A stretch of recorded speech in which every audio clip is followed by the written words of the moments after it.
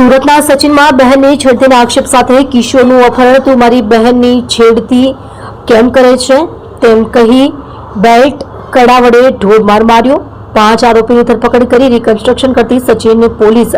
સુરતના સચિન વિસ્તારમાં એક સનસનીખેજ ઘટના સામે આવી છે, જેમાં એક 16 વર્ષના કિશોરનું અપહરણ કરીને તેને ઢોરમાર મારવામાં આવ્યો હતો। આરોપીએ બહેનની છેડતી કરવાના આક્ષેપ કિશોર પર મૂક્યો છે। કિશોરના પરિવારે ફરિયાદ નોંધાવતા જ સચિન પોલીસ તુરંત એક્શન મોડમાં આવીને ગુનામાં સંડોવાયેલા 5 આરોપીની ધરપકડ કરી છે। પેમ્ફલેટ મૂકવા બાબતે રિક્ષા ચાલક સાથે ઝઘડો થયો હતો। ભોગ બનનાર કિશોર હિમાંશુ ઉંમર વર્ષ 16, 6 મહિના 2 દિવસ પહેલા આશરે 8:01 વાગે તેના મિત્ર સાગરની સાથે શ્રી રુદ્ર રેસીડેન્સીના પેમ્ફલેટ વેચવા માટે નીકળ્યો હતો।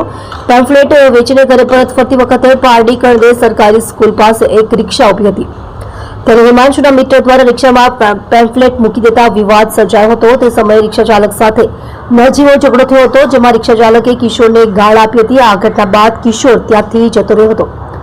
આરોપીએ છેડતીનો આરોપ લગાવી કિશોરને માર મારી ધમકી આપી હતી। આ સ્થળ પર અન્ય 3 આરોપી વિશાલ જીવણભાઈ ભરવાડ, શંકર વિજયભાઈ નાયર, બાબુ ઉર્ફે રવિ રાજુભાઈ રાઠોડ પણ પોતાની બુલેટ GJ05TZ 2432 અને GBO 8123 પર આવી પહોંચ્યા હતા। વિશાલ ભરવાડે હિમાંશુને જણાવ્યું કે તું મારી બહેનની છેડતી કેમ કરે છે તેવા આક્ષેપ મૂકી તમામ આરોપીઓએ કિશોરને જાનથી મારી નાખવાની ધમકી આપી અને ત્યારબાદ તેને સચિન કોમ્યુનિટી હોલ આશ્રમ શાળા પાસે લઈ જઈ ગાડી પરથી નીચે પાડી દીધો હતો। પોલીસ ફરિયાદ અને કાર્યવાહી।